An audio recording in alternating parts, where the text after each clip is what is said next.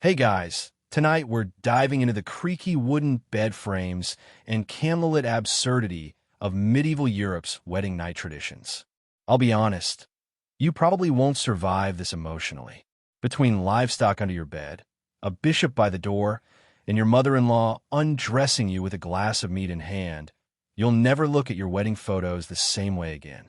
Before you settle in, take a moment to like and subscribe if you enjoy this content. Drop a comment with where you're watching from and what time it is. I love seeing who's doom scrolling with me. Now, dim the lights, turn on a fan for that soft hum, and let's ease into this journey together. Your wedding night begins with an audience, not figuratively, but literally. The public bedding ceremony, common across medieval Europe, was a formal, often mandatory event where the newlyweds were paraded into the bridal chamber and tucked into bed by family, priests, and drunken noblemen who'd had too much mead. This wasn't a quick, awkward moment. It was a full-blown event with toasts, chants, and even poetry for the dramatic types. Imagine it's your wedding night. You're holding your partner's hand, exhausted from an hours-long feast, and suddenly your parents, priest, and half the town are trailing you with candles, linens, and a lute player. You pass under a ceremonial archway, maybe decked with wildflowers or fertility symbols, and enter the bedchamber. The bed is large, wooden, carved with your family crest. The sheets are fresh, the hearth lit. You're led to the bed and publicly tucked in like toddlers. For noble couples, this often included a ceremonial disrobing, where attendants removed your outer garments while cracking not-so-subtle jokes about what's next. The crowd might break into a song or rowdy chants, like a mix of a wedding march and a frat party. If you're high-ranking, a scribe or priest might stand in the corner, taking notes. Why? Consummation mattered more than vows. Without it, the marriage wasn't legally binding in many regions, especially for royalty, where lineage and inheritance hinged on this act. Someone was often there to witness it. Sometimes the audience left just before the act, offering privacy by standing outside the door, listening for specific sounds. In other regions, the bedding ceremony ended only after a lord or bishop confirmed the couple was in bed and engaged, sometimes lingering uncomfortably near the curtains or sipping wine like the world's worst chaperone. This wasn't just creepy tradition, it had legal weight. The public bedding was a living contract, with witnesses ready to testify that you were in bed, not fighting or fleeing. It was also a status flex. The grander the ceremony, the more powerful the couple appeared. In a world where status was everything, having an entourage chant blessings over your pillows and confirm the family line was a power move. In parts of France and Germany, they added extra flair. Noble women tied ribbons around bedposts, sprinkled rose petals, or tossed gold coins on a mattress for luck. You're standing there, half undressed, while a distant aunt fastens ribbons to your headboard with a sly grin. Not everyone loved this. Scholars debate how universal these ceremonies were. Church records and elite households emphasize the theatrics, but among peasants, it might have been quieter, though folktales describe elders waiting outside huts for sounds of success. Some argue this was less celebration and more social policing, controlling women, property, and lineage. If consummation didn't happen, marriages could be annulled, dowries reclaimed, alliances broken. In a moment, though, you're lying in bed, candles flickering, your spouse's hands sweaty, laughter echoing from the hallway, and a cousin strumming body lute rhymes outside. You avoid eye contact with the bishop loitering by the door. The fire crackles, you exhale, and the door finally creaks shut. But you're not alone. Just as you hope for peace, two women, maybe your spouse's cousins or chambermaids, step forward with practiced hands. The undressing isn't romantic. It's a public ritual often handled by in-laws, especially the husband's family. Your mother-in-law might untie your girdle while commenting on your childbearing potential. You stand, warm from wine and nerves, as they peel away linen and wool with impersonal efficiency. It's half ceremony, half health inspection, utterly awkward. They remove your veil or headdress, placing it on a symbolic hook, then fold your dress, girdle, and cloak into a chest, never letting them touch the floor. Bad luck. Your linen underdress stays briefly, but they might inspect your hair, shoulders, or hips, making unsettling remarks like strong hands, good for dairy, or her collarbones are lucky. For the groom, it's less formal, but still uncomfortable, with friends tossing clothes into the fire to burn the bachelor away. Attendants might stay for a final prayer, or in Scandinavian courts, the bride's father blesses the bed, sometimes wielding an ancestral sword. Nothing says romance like a weapon. The disrobing wasn't just tradition. It was fertility symbolism, the community hoping for a fruitful union. In some villages, the bride's shoes were tossed over the house for sons. One shoe, a boy, two twins. A 14th century French bride locked herself in the chamber, refusing the ritual, demanding a priest annul it, sparking gossip for generations. In Italy, brides wept during disrobing to show virtue, a performative meltdown. Historians debate if this was empowering, humiliating, or just normal. Feminist scholars call it vulnerability, especially for women marrying into higher status families, surrounded by strangers controlling their body and future. Yet, women performing the ritual for other women suggest a strange solidarity, whispered warnings amid candlelight. In one alpine village, the bride's garments were passed through a ring of iron nails to ward off spirits. Clothes were identity, social class, region, status. Stripping them meant shedding your past self, becoming a wife or husband in a dynastic contract. The maid's or auntie's finish, maybe offering a blessing or pat, then slip out. You clutch the sheets, your spouse equally stunned, the fire low, drunken laughter fading outside. A goat bleats, maybe symbolic, maybe just a goat. The door creaks, open again. You freeze. In northern Germany, couples stepped over a piglet. In the Balkans, they circled a burning log while holding a rooster. These acts wove fertility into the marriage ritual, transforming the couple into walking symbols of agricultural abundance. Here's a peculiar detail. In parts of Brittany, a dead mole was placed in the bedchamber on the wedding night, not as a grim warning, but a blessing. The mole, burrowing deep into the earth, symbolized rooted fertility. Couples tucked it under the bed or buried it nearby, hoping its earthy essence would nurture their union. The smell? Likely unpleasant. Not every family went to such lengths. Some opted for simpler tokens, like an apple under the pillow or a wooden spindle at the bed's foot to invoke fate. But the goal was unmistakable: produce heirs quickly.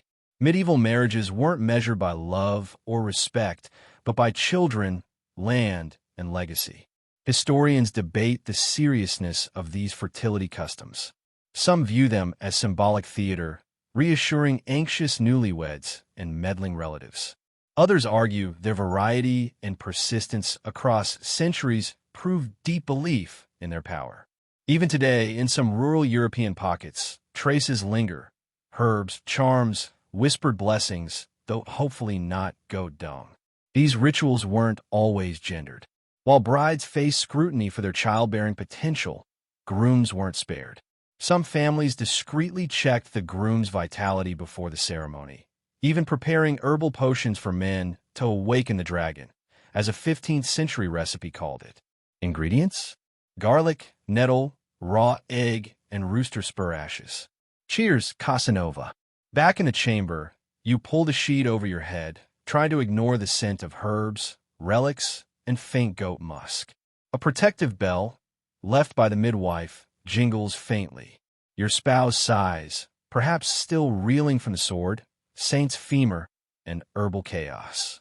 You lie still, listening to the fire's quiet crackle, muffled party noises downstairs, and the occasional goat sneeze from under the bed, a fertility charm, they claimed. You try to believe them. The hearth's embers cast a soft amber glow. Just as you settle, a sharp, purposeful knock jolts you. The door creaks open and your stomach sinks. Your mother-in-law enters, flanked by two older women carrying folded linen, their faces solemn. They've brought the deflowering cloth. With ceremony, one woman lays a pure white sheet at the bed's foot, smoothed and folded. This isn't ordinary linen. It's for proof. Known as the virginity sheet or chamber linen in some regions, the deflowering cloth served one purpose: to collect blood as evidence of the bride's virginity and the marriage's consummation. You and your spouse exchange horrified glances, no words needed. Your mother-in-law offers a tight-lipped, expectant smile. Then they leave, the door clicking shut with ceremonial weight. This wasn't a rare or symbolic practice. It was real and often mandatory, especially among nobility and merchants. Virginity was a contract, tangible proof of the bride's worth. Blood on the sheet meant success.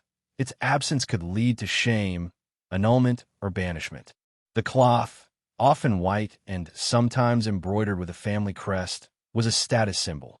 After the night, it might be shown to a select group of women, like a reverse victory flag. Some castles even had chambers to store these linens, a bizarre trophy room of marital proof. Biology, however, wasn't always cooperative. Not all women bleed the first time, a fact vaguely understood even then. But expectations trumped reality when land, money, and lineage were at stake. Families demanded blood, and some had contingency plans.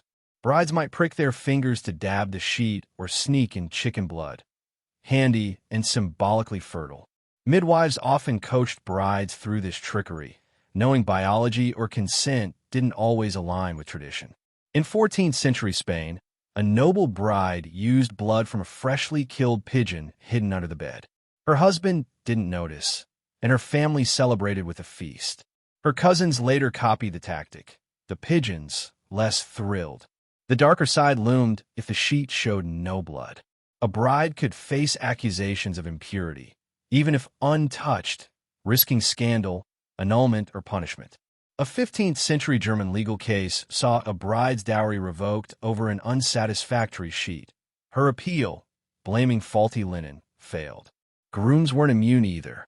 An unused sheet, no blood, no creases, could spark whispers of impotence, leading to church examinations or bizarre aphrodisiac tonics like ox bile and wine.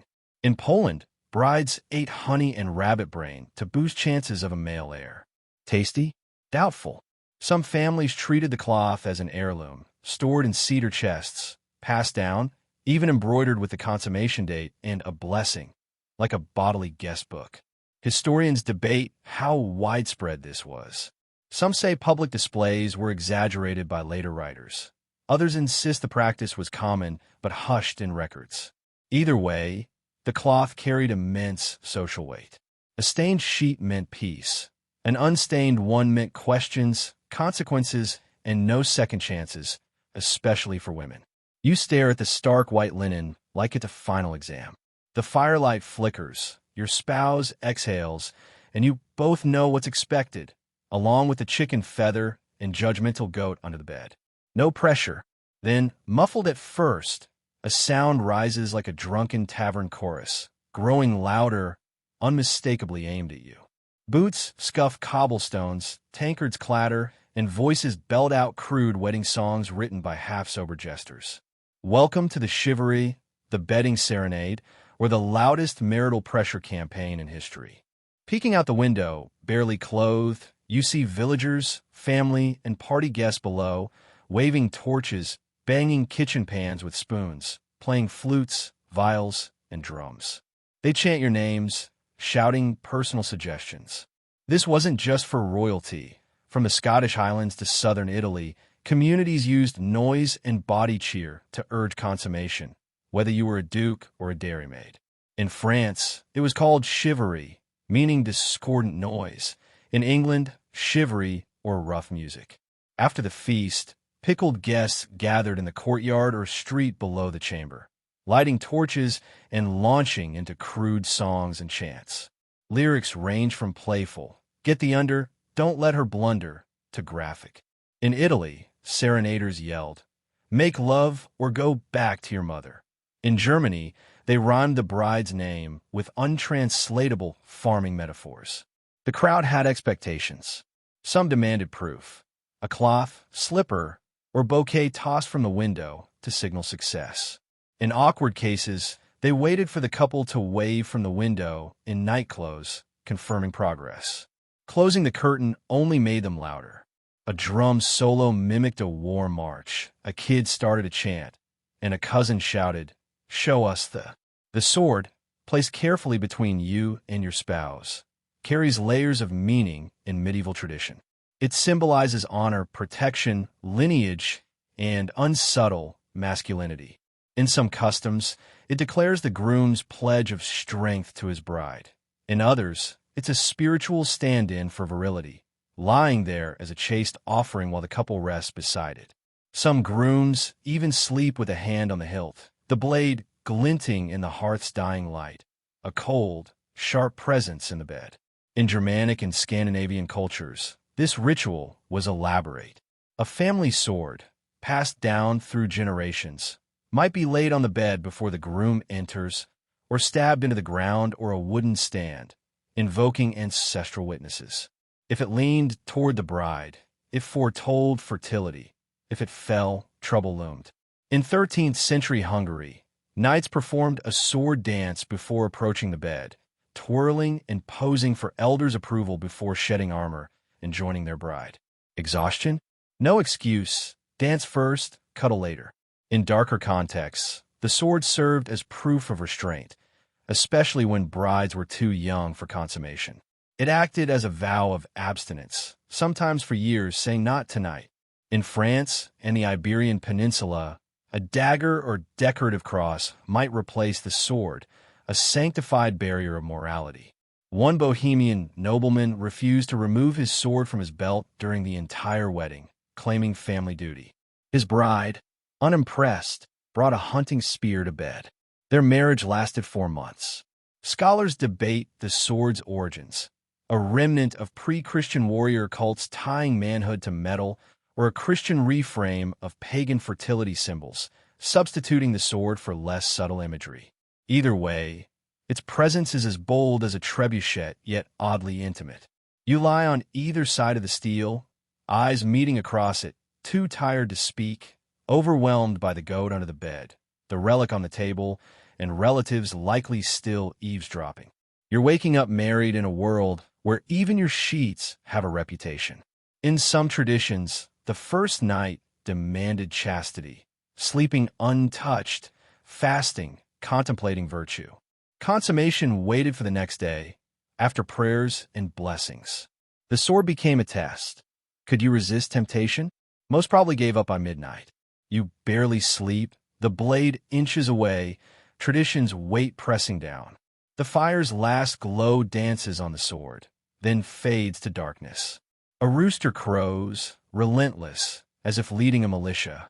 Dawn breaks through the shutters, dew seeping into the stone walls. You've slept 3 hours at best, tangled in wool sheets, head throbbing from ritual overload. You'd think the madness would end with sunrise, but medieval Europe doesn't rest. A commotion erupts, boots stomping, voices raised in drunken glee. The door bursts open, and a mob of groomsmen, cousins, and feast stragglers storms in, not for breakfast or to retrieve the goat, but to kidnap you. This bizarre custom, called bride smuggling, l'envive model mariée in France, or the carry-off in England, was common. Rules were vague, consent questionable, spectacle guaranteed. Your spouse is yanked from bed, laughing and feigning resistance, wrapped in a robe, handed a wooden cup, and swept away in a chaotic flurry of boots and song. Someone trips over the sword. Another knocks over a wine jug. The bishop's scroll barely survives. You're left alone. Sheets ask you, hair wild, one slipper missing, wondering what just happened.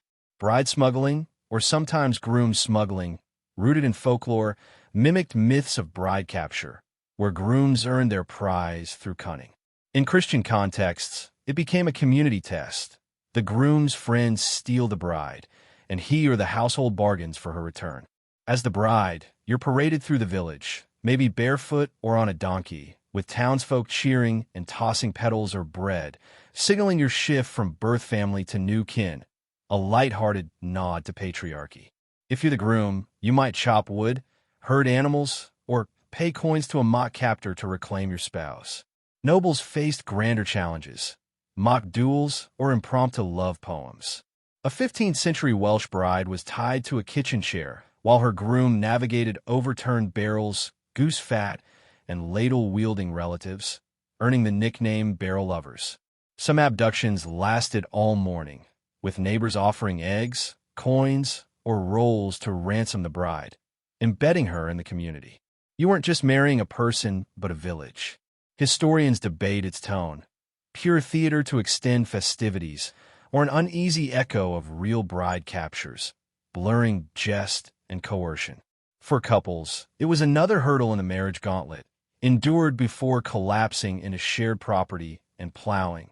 Mostly, the linen smell of clove and ash, your fingers sticky with honey and coin dust. You close your eyes, but peace is fleeting. Shouting erupts, not the drunken chants of virility or wine-soaked ballads, but something sharp, heavy, like a barrel slamming shut. A crash echoes down the hall, a tankard, a chair, maybe a body. You and your spouse sit up on the rumpled, dowry-strewn bed, bracing for the next phase, the post-consummation brawl. Yes, an actual fight, often among guests, sometimes families, occasionally entire villages.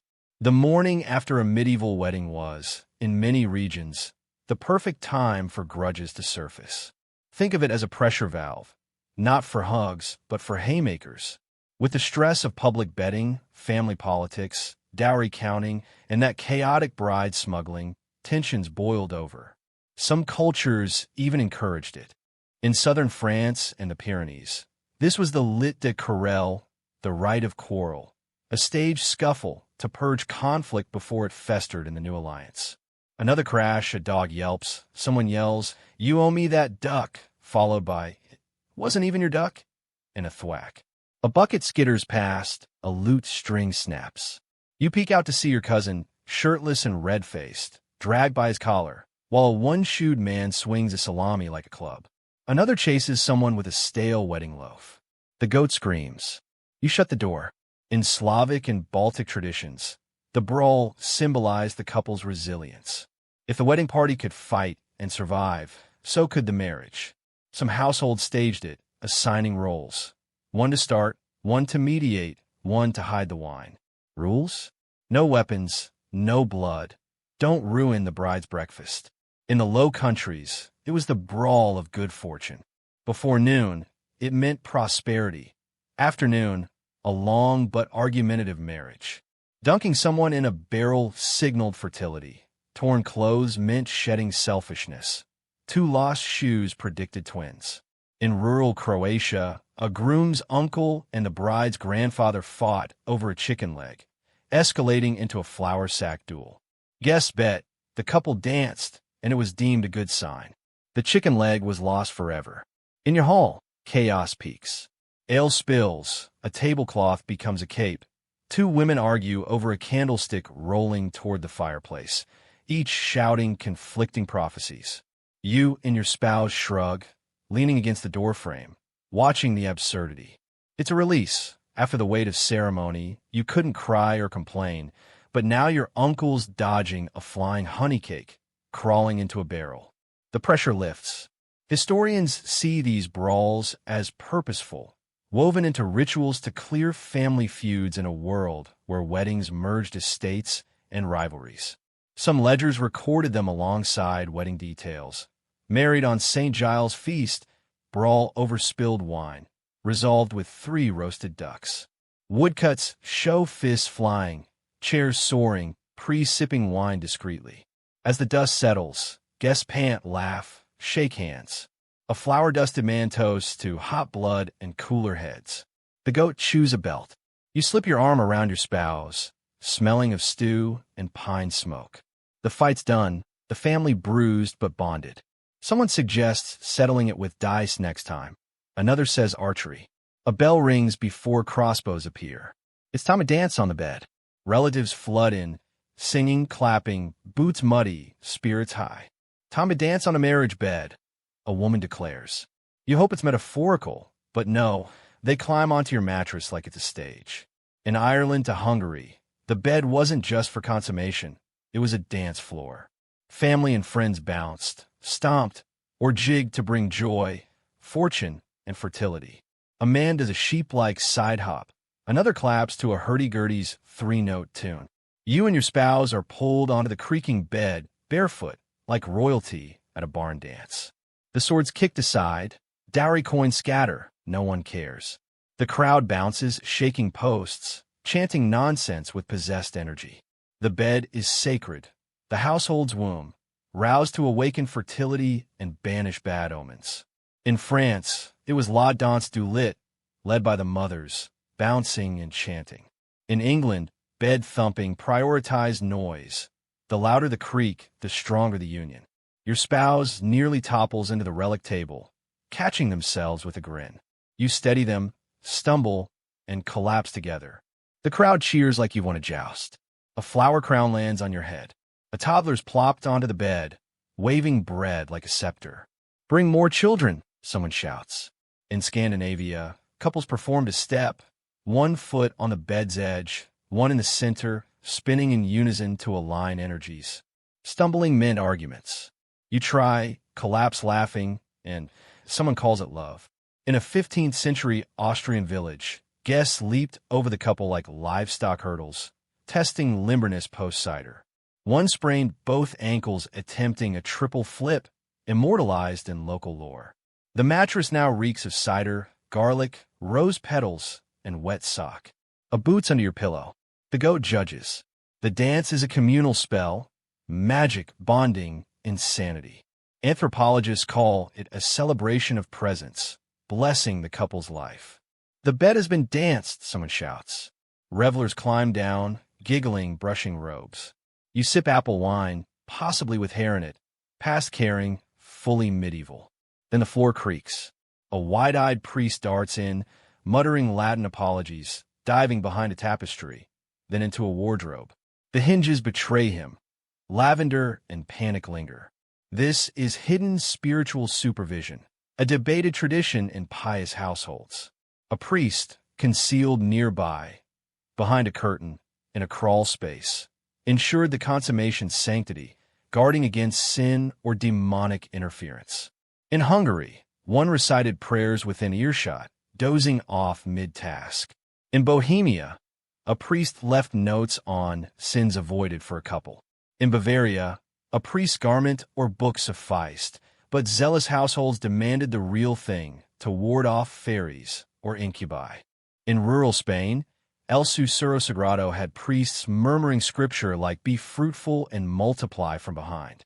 The charm in your hand is a token of power, unasked for but potent. Midwives and herbalists, the quiet arbiters of fertility, wielded a blend of medicine and mysticism. They measured a woman's breath, tracked lunar phases, steeped herbs in wine under starlight. Yarrow and mugwort teas opened the womb. Beeswax and resin pessaries sealed it, tailored to need or intent. But not all charms were benevolent. Enemies, jealous suitors, or vengeful neighbors might slip a curse. Ashes, nails, animal bones, in a pouch meant to sabotage the union. If it felt warm or heavy, trouble brewed. Yours feels warm. Scholars debate these practices, symbolic gestures to calm a chaotic world, or sophisticated herbal knowledge, like wild carrot seed and pennyroyal, with proven medicinal effects. The charm sits on the bedside table beside the glowering relic, a clash of beliefs. You live where prayers bless sheets, fertility herbs fill shoes, a priest hides in wardrobes, and a goat witnesses kisses. Spiritual priorities? Everyone's holding nettles. A soft knock breaks the silence. A servant sets down a basin of warm water, eyes the charm without comment, and leaves. You and your spouse sit quietly. They open their pouch, revealing a pierced silver coin. Yours matches. Laughter bubbles up. Not joy, but relief, a shared recognition of the unknown tomorrow. You lie back, the linen pillow cradling your head, inhaling incense, sweat, rosemary, and faint rat fur. The relic glows, the goat snores. Outside, the sun dips, then a bang on the door. Time for the virginity trial. You don't flinch. You pull on a robe, your spouse mirroring you, both moving with the weary precision of actors in an unrehearsed play. A crowd gathers by the hearth, less rowdy than the parade, but no less invested. Aunts, cousins, godparents, and a persistent neighbor mill about, eyes gleaming with scandal's allure. A wooden chair draped in white linen awaits, beside a table with wine, apples, and a formal scroll. It's a courtroom run by in-laws, reeking of roasted goat. The virginity trial, known as purity inquiry, modesty council, or in Czech lands, Nestejniskaska, bride's test, was a ritual to confirm the bride's premarital chastity, occasionally the groom's too, though with less fervor. You're led to the chair, the crowd forming a cheerful inquisition. A matriarch, great-aunt, or assertive neighbor unrolls the scroll, declaring, "We gather for celebration and scrutiny." Polite claps. Your spouse sits slightly off-center, a traditional signal. Side by side means mutual confidence. Offset implies suspicion. You both lean back, feigning oblivion. The trial starts with storytelling. Guests recount betting omens, creaks, sighs, thuds signaling a fruitful night. A cousin claims 3 creaks, silence, then a sigh. Flowers are thrown, claps erupt. Questions follow. Aunt Matilda demands details about the linens. Stained, folded, inspected? You nod vaguely. She presses, by whom? You shrug. She tuts. A midwife, or nosy guest, asks if the relic was warm or cold by morning. You can't recall. She notes it. In some regions, this was documented in a testamentum thalami, a bedroom testament, archived for dowry or annulment disputes. The Middle Ages, where your wedding night was notarized. In devout households, symbolic reenactments ensued. You're handed a goblet of wine, asked to drink without spilling. You manage, applause. Your spouse gets a grape, told to crush it gently, but pops it whole in their mouth. Roars of approval. Objects like eggs or flowers metaphorically judge the night's success. One groom's cracked walnut drew mockery. His bride's pristine lily won praise. The verdict comes via vote. Guests drop tokens, seeds, coins, buttons into bowls labeled pure or questionable, with exaggerated discretion. In Estonia, cloth scraps with blessings or insults were used, revealed a year later. The elder counts. You hold your breath, not for the verdict's weight, but its theatrical stakes. Purity affirmed, she declares. Cheers, rice, and a bleeding goat signal approval. You plan to burn the bedding. Historians debate the trial's seriousness, symbolic reassurance, or brutal reality for brides whose value hinged on chastity. Some ended in shame or annulment, but here, it's performative, another survived ordeal. Guests depart, humming, teasing about votes. You're handed rose petals. Your spouse gets a dried apple core, unexplained. You return to the chamber, limbs heavy, heart light. Then the aunties arrive, shawled, wielding brass lanterns, faces set for their mission. The sheet inspection, called the unveiling, proofing, or in Slavic regions, the red linen judgment. Ludma, or just auntie, leads, raising her lantern, marching past. Others follow, owl-like, silent, scanning. You and your spouse sit against the wall, school children awaiting grades, tasked with silence and enduring embarrassment. They check for wrinkles, warmth, movement, and the mark, blood signaling the bride's surrendered virginity. A pristine comparison cloth is laid beside your sheet for contrast.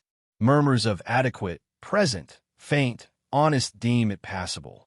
This ritual, vital in Eastern Europe and noble houses, was public proof of legitimacy, sometimes archived or paraded. In Hungary, sheets hung by wells. In Spain, relatives sang threats with them. Biology's unreliability prompted tricks, lamb's blood, thumb pricks, or embroidered roses passed as luck. Failed inspections risked shame or annulment, but yours goes smoothly. The sheets folded into a straw-lined basket, lavender water blesses the mattress, and you're given marjoram and rue posies. Ludma asks if you want the sheet back or archived. Keep it, your spouse says. The aunties leave. Their ritual a strange mix of control and care. The groomsmen burst in next, loud, ruddy, wine-laden, shouting, "Time for the groom's trials." Privacy's a myth now. The virility gauntlet, tests if the groom is strong, fertile, and ridiculous enough for manhood. They circle your spouse, handing them a massive drinking horn of mustardy wine. First task, drain it without choking. Silence falls as they gulp. Chance of drink, don't be weak, rising. They finish, delivering a sweet, slurred toast to you. Cheers, a mustache weeps. Tasks escalate. Lift an empty barrel. They stagger, applauded. Balance an egg on a sword hilt blindfolded while reciting body verse. 6 seconds. Egg hits cousin's boot. Stir a pot blindfolded while fielding absurd questions about twins or bearded wives. They answer cheekily, winning favor. The fire test follows. Build a hearth flame, symbolizing household warmth. They succeed. Herbs make it smell of thyme and apple. In Italy, a final riddle seals it. Yours. Build a house with no doors. Fill it with air. Give it away without losing it. Your spouse pauses, then says, a song. The room erupts. Wine spills. A slow clap begins. A vine leaf crown, the garland of virility, is placed on their head, marking them man of the house, until the next feast's arm wrestling mocks. A final toast to love without chains closes it. The groomsmen stagger out, leaving wine and kindling scents. Your spouse collapses, triumphant. A quiet girl enters, holding an embroidered loaf, the bread of binding or crust of covenant. You unwrap the golden, caraway-flecked rye, revealing a wooden knife with heart and grain symbols. Slice it evenly. Each takes half. The crumbs are the ritual's heart. You exchange them, pressing tiny flakes into palms or lips, each with a word. Rest, light, kindness, bravery, wine, laughter. Crumbs pile, then are gathered into a clay dish, sealed with wax, kept under the bed. In discord, you'd mix them with honey and water, drinking the paste to reconcile, a grim incentive. In Germany, couples scratched symbols into loaves. Leaf for protection, star for silent forgiveness. Preserved 14th century crusts bear runes, love notes baked in. An elder nods, takes the knife, and leaves. Silence falls soft and thick. A child brings wooden shoes for the first step together ceremony, or to step in the Low Countries. You slip right feet into one oversized clog, left feet into another, and shuffle from bed to hearth, symbolizing unity and shared rhythm. The audience watches silently, letting you hear your breath, the woods creak. You sway, laugh, adjust, reaching the hearth despite stumbles. In alpine villages, couples trudge courtyards in lash boots through mud. One Swiss pair won a pig named Honeymoon. A glowing coal is placed in a clay bowl, your first shared ember, kept burning until a child's birth, or used for stew. Kneeling by the hearth, hands over warmth, the moment feels real, beyond symbolism. You match your spouse's rhythm, the shoes binding you. An elder brings a blanket, saying, "It's done. Rest now." You wrap it around you both, the door staying shut, silence unbroken by rituals. Only the goat's faint snore and the relic's glow.